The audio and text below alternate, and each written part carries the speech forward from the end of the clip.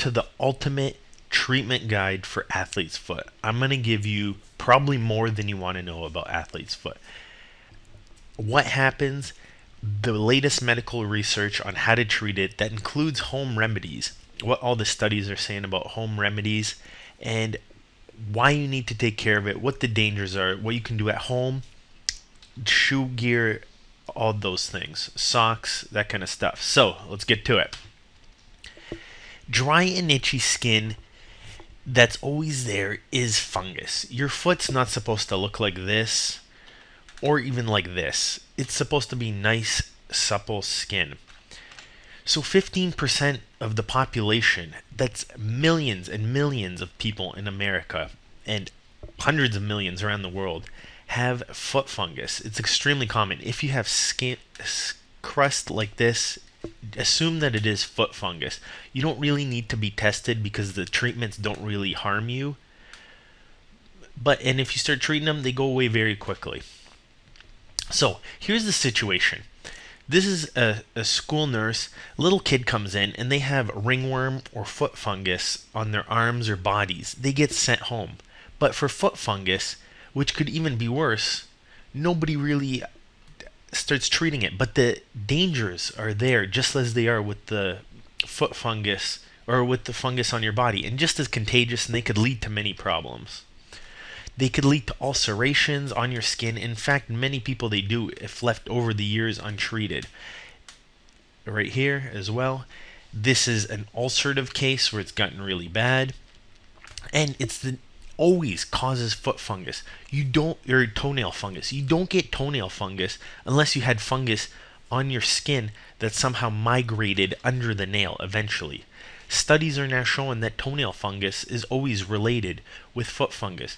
So if you have toenail fungus, it can come out and cause your foot fungus. And if you have foot fungus, it can come out and cure toenail fungus. So you want to definitely take care of both. Now there's 3 types of foot fungus: moccasin, vesicular, and interdigital. The most common is moccasin. By far the most common. Now it's called moccasin because it has this type of distribution right here. Along kind of how you put on a shoe, it'll appear at the bottom. It doesn't really attack the top of the foot or the leg or go in between the toes, but it's just hard, dry skin. This doesn't really do anything beyond just itching and annoying you. It won't really cause pustules and vesicles, but over time, it will cause these ugly nails. It will happen eventually unless you treat it, itching. And as you get older and your immune system decreases, it can lead to vesicular. So you could form bulla or blisters just like this. Now this could be due to a different type of fungus. It's more rare, and if you do get this, you should go see your doctor immediately because it can get infected and cause lots of pain.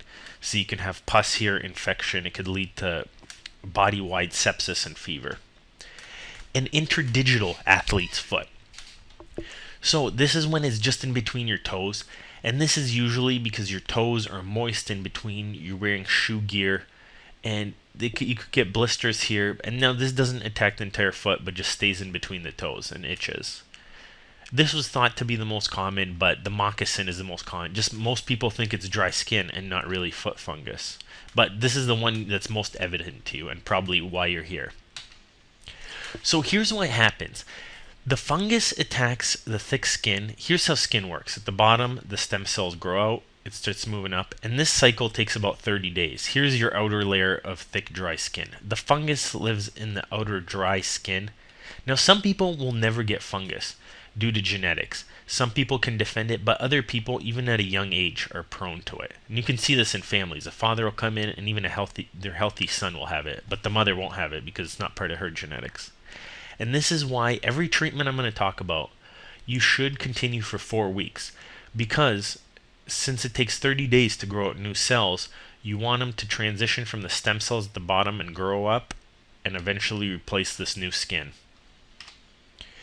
An environment. Most people that get foot fungus experience sweating. They usually wear occlusive footwear. That means, dress boots with thick, heavy socks. You don't let your feet breathe. Old footwear, so disgusting old running shoes that have lots of fungal spores in them.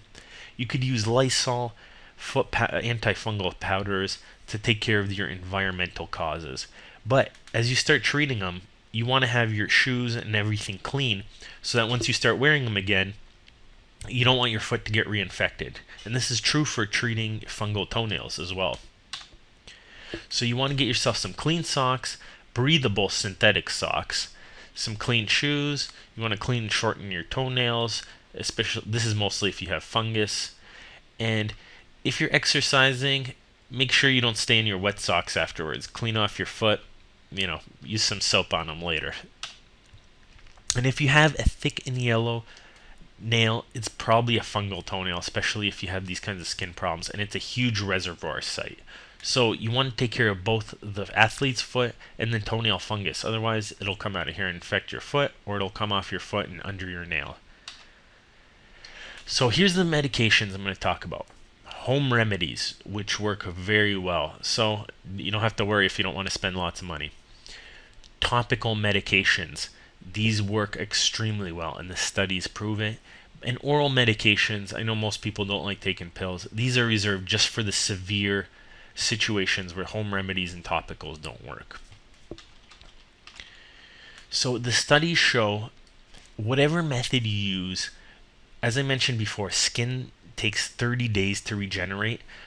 You don't want to just use it for a week or two, because studies show only 20% of foot fungus will be cured. But as you start getting to the 4-week range, you have clean, uninfected cells coming up from the bottom of your skin stem cells. 60% of the fungus goes away, and if you do it for 6 weeks, over 80%. So it's all about being persistent. Now, if you're within that 10-15% that are left over, you may need to move on to actual medications. But almost all people, it should work if you just keep with it. Now, toenail fungus, you're going to be waiting a lot longer, but I'm not going to talk about that here. So, moccasin, if this is you, here's how you're going to treat it. Number 1, home remedies work very well. Vinegar soaks. You can take about half a cup to a cup of vinegar, mix it in with some water, and just soak your feet for 15 minutes while you watch an episode of TV. And do this once a day for about 4 weeks, and make sure your feet are dry. You're not wearing the occlusive shoes, air them out, that kind of thing. But the reason I'm not getting too in depth is it works. If you start using this, it works very well. Now, be careful if your feet are irritated. Some people don't react well to vinegar. You shouldn't continue if it's irritating you. And avoid heavy chemicals.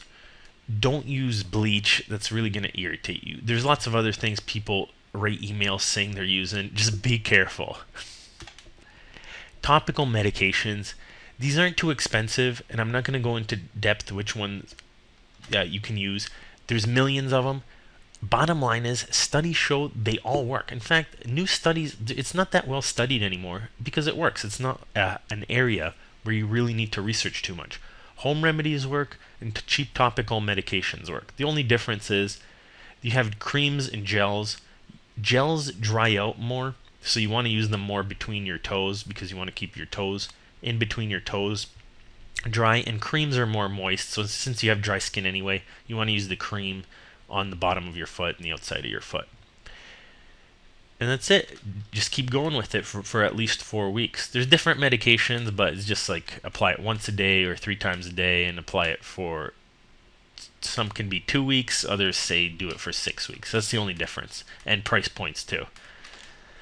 If you have vesicular, tinea pedis, or foot fungus, athlete's foot, go to your podiatrist. Don't mess around. This could get infected. This could be serious. This is a more resistant strain of fungus, but this is going to be very, very rare. And if you have interdigital in between your toes, there's 2 stages. Number 1, the reason you're getting in between your toes is because your toes are moist in between and they can't breathe. These are usually people with venous insufficiencies, congestive heart failure, things like that have really swollen feet and they don't have space in between their toes. Or really athletic guys that run ultra marathons, who just build up a lot of moisture with heavy socks and don't let their feet breathe. People who wear dress shoes with thick socks as well can get this. So you want to get some powders, dry it out, Maybe get some socks that breathe a little bit more. But powders work great.